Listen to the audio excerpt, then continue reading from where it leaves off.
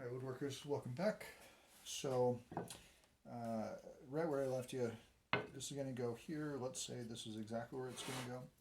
So now my question is, where is my pencil? Alright, so I can easily throw this thing in under pressure and start tracing this thing out. I've always said or maintained that a pencil line is much thicker and harder to track and chase than a knife line is. So with the knife line, I can always get my chisel in there. With the pencil line, you're always kind of guessing, is it on the inside, is it the outside, somewhere between. So anyway, as much as I can, I want to use my knife line to get in here.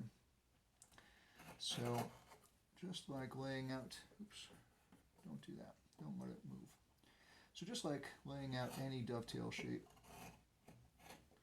getting in here and making this thing as accurate as you possibly can be. If it's easier to clamp this to hold it, then by all means do that. But I just need to get the rough dimensions of this thing dialed in. Alright, so I can see it barely, I'm sure you cannot. So I'm going to highlight this thing. Oops, where is my, I'm not going to use it. Just looking for my square to really set this thing in.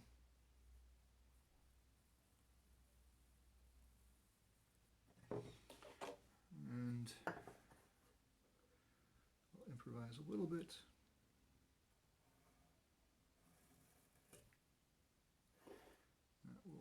Okay, so takeaways, I'm not trying to get this dialed in for the next step, but I definitely need to have those marks in there so I know exactly where to cut when it's time to chisel. And if you remember, this line here is a little bit off, so I need to set, I'm going to use a router, set the depth of this accurately. So what I'm going to do, the router's not plugged in. I've grabbed this is a 5/16 inch bit, straight cutting bit for doing this. I go with a larger diameter. I want to make sure I am on frame. There we are. Alright, so I could use a larger diameter bit for cutting these things out. The problem with that is the larger that diameter, it's going to leave more work for me to clear out with chisels here and here, whereas if I have a smaller diameter, that's a lot less material for me to cut out with a chisel. Not a big deal, but I think it really doesn't matter much in the routing. I think where the time savings is going to be felt is to minimize the amount of chisel work that I need to do.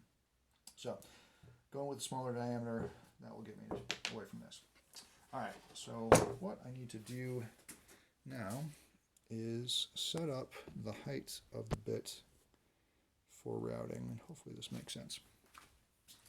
Alright, so my reference faces are always here, and what I need to do now is raise this thing up so that, oops, that the top of the bit is right where I want you to be. So just kind of gauging where the top of this cutter lands onto this, and that's pretty sweet. If I am a little bit off, I'm less worried about that. If I'm a lot off, that becomes a big problem. Alright, so I'm happy with that. I'm going to set this stop on this router. My stop lives over there, sorry. Forget that I'm not just doing this for myself. Okay, so I set up my stop here so that if something does happen where I need to change the height of this, I can always come back to this location again. And I'm going to do a test before I get cutting. And then this is how this is going to look. Alright, so I've got that. Whenever routing, especially small pieces, it's always for the best to clamp these things in. And ideally far enough away so that it doesn't interfere with where that router needs to live. and power.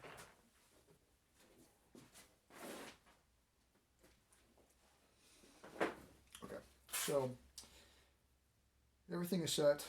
Eye protection is on. What I want to do now is to start cutting more or less right in the center of where this dovetail shape is going to be. I want to stay away from the perimeters to start. Once I've done this, then I'll be able to put the real piece in and just see how I'm doing as far as alignment. I'm pretty confident it's going to be close. So, all right, let me do that and then get started. Important thing to remember when we're using the router, turn this thing on, get it up to full speed before I start plunging. If I were to do it the other way, where this is still ramping up to speed and then start cutting, this router is going to be jumping all over the place, which is not as much fun as it sounds.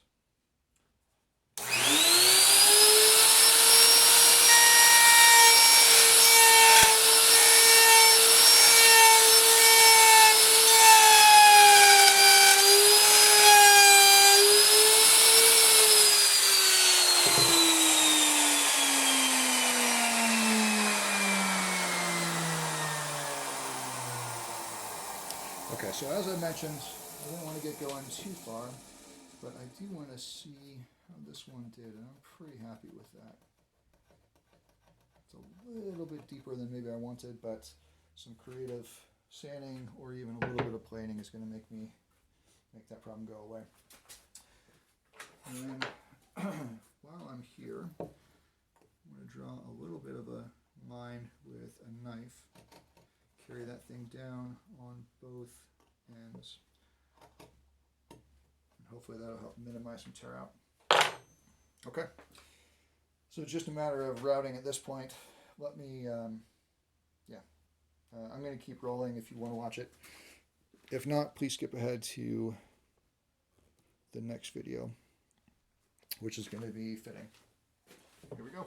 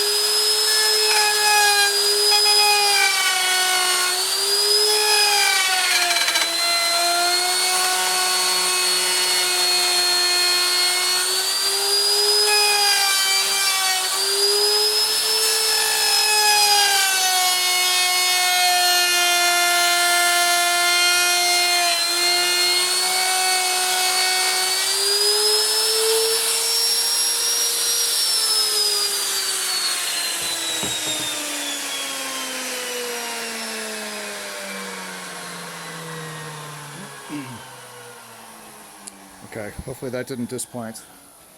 I'm impressed with you if you did make it through thus far. And if I could figure out how to use my tripod. Okay.